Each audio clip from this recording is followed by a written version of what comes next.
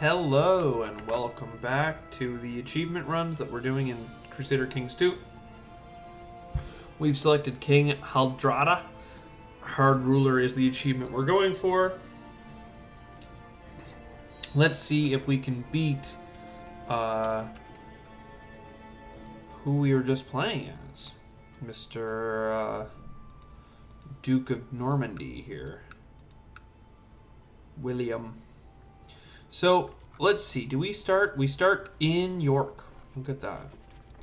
Do we have any more troops that we can raise? Oh, we sure do. Okay. Do we have any fleets we can raise? We sure do. So, get on the boats. Get on the boats. Get on the boats. Get on the boats. Get on the boats. We have way more boats than we need, and they're going to cost us an arm and a leg. Can we just... Everybody who has a boat to get into, get in a boat. There you go. All these boats are going to York. Oh, they have nowhere to land yet because we haven't actually conquered the castle. But yeah, so we're going to see if we can win the war that we had just won, but playing for the other side.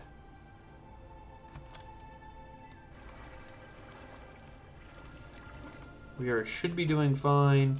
We're here. Let's look at who we are. We've got lots of titles that can be created. We don't actually care about that. We're not going to be creating any titles. We have a decent amount of money. Our heir is unmarried. Yeah, marry some princess, whatever. Give us some prestige. We're going to war, so we're going to take the war focus. We're going to become exalted among men, just like last time. Set crown focus. Fine, we'll set it in our capital. Look at this castle. Like, that's what we're working with at home. And like a tiny little city. Like, we are working with not very, very not great land. Minor titles. I'm just going to designate a regent and make sure that our auto assign is on. In case one of our commanders die, we want to be able to replace them. Speeding up the game now.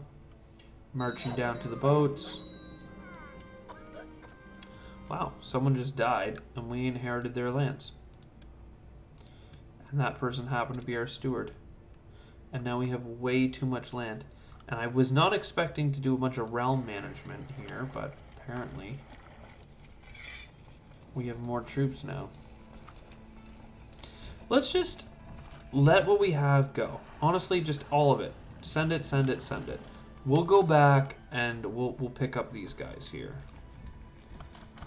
You know, you guys, honestly, just march up to here. Give up on that. Cool, so all the boats are moving. It's going to cost us literally, like, so much money. Military, fleet levies. Never mind, most of the boats are owned by our vassals, so they get to pay for it. There's 3,000 more troops. We're just going to land them in Durham. We're already taking attrition here because we have our army's too big for that crappy farmland to support. So here we go. Boats are moving back. We should really not have our whole army here if it's going to hurt that bad.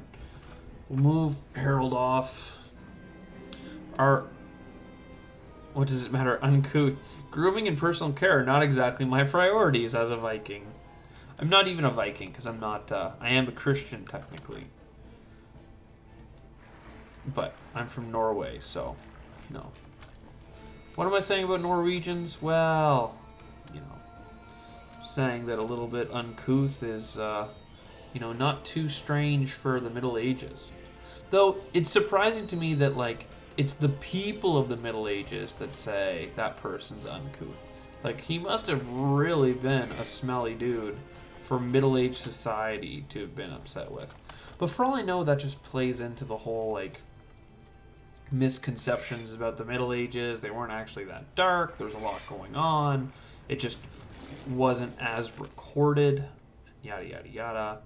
Obligate the vassal. Yeah. Stop scheming, please. Well, that's another thing we'd like to do. Known plots. Just stop any plots. So we hear about a plot. Someone's trying to kill someone. Fabricate claims on land. I don't care if you're my cousin, my daughter, my son. Just stop. You want to marry my daughter. Her prospects are better than some... That was a king that was offering to marry her that, yeah, maybe gives me some sort of alliance. But judging by his flag being red and black, he was a rebel king. He was in a rebellion fighting against someone somewhere. If I look very briefly, Lithuania, nah. I don't see the rebellion happening wherever it is. Look at Kiev and Rus. What a mess. All of this land is a mess. Everything's a mess. But it's fine. We're just slowly doing what the AI did to us in the last one and just sieging out northern England, ferrying troops across. Okay. I don't care if half the ships die. And quite frankly, I don't care about these 10 dudes. They're mostly just light troops anyway. So a big difference with our army now is that we do have so much light infantry instead of heavy infantry, and like most of CK2, or at least when it first came out, is just a numbers game. Oh, you have the bigger army? You know, beat them up. Oh, you've beaten up their army? Split up your army into smaller chunks and go siege out their capital and land and whatever. But with the introduction of all these pagan territories, yada yada yada, the troop spreads are much larger. Like with the heavy elephants going on down here, you know, light troops happening in the Eastern times. Like a smaller army can defeat a larger one, especially if you're using a great commander. Our commander, not that great. He's part of the Varangian Guard though, which is cool. Like he's not great. He's not William the Conqueror or anything, who is currently doing well in his war, beating up the English. How is the English crown doing? 96 in favor of... oh! Someone just attacked us and died, trying to raise troops. We're taking our time. We're okay with the English, and by the English I mean the Normans fighting the English, and the English fighting back as desperately as they can.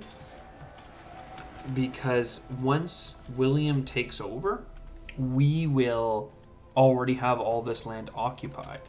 And we'll have like a pretty good starting point. They keep raising troops against us, but they have no morale. So we're losing next to nothing. Who is this person fighting? War to revoke Worcester. Oh, okay. So there's... Oh! I did not see that coming. Who is this? Army of King William. He's done it. William the Conqueror. Okay. Everybody stop sieging. I don't know why I wasn't paying attention. Bring in King Harold. We have no commanders otherwise. They have very few commanders. But everyone's piling in for this big old battle. Let's put you on the far left flank and put our Trickster John in charge here, because we're missing an army there. We've lost our right flank. If you guys could all go on that side and put an actual commander in charge. Oh, is that... Okay, some random courtier. Great. If they're in a battle, you can't haul them out of the battle accidentally. So that they've got to shore up that flank. Perfect.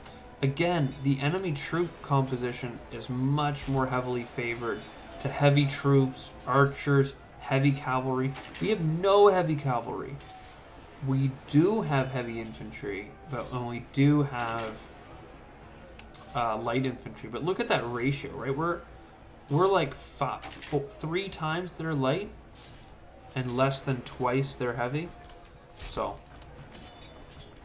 oh, and they still broke some of our flanks, but there we go. We've improved. Are we humble? Proud or humble? Go proud, or humble rather. Great, good stuff. We've done a huge battle. These 2,000 troops are coming in now. Boom. They're instantly shattered. Not enough of them. We will... Ooh, Holy Warrior. Well, no, we don't need that. We're not fighting against... We are Christian. And just like that, we've crushed their army. We have become king of... Well, we're still king of Norway. But we're also king of England. Kingdom of England. And we could actually destroy that title, which is pretty funny. But awesome. Good stuff. We now own all this land. Oh, we actually directly control this land. Strange. I didn't think that would happen. But yeah, I hope you enjoyed. I had a great time doing it. This was the, harder thing. We have a hardest one coming up, though. So stay tuned for that. I'm going to be sending that one in next. So cheers. Have a good one.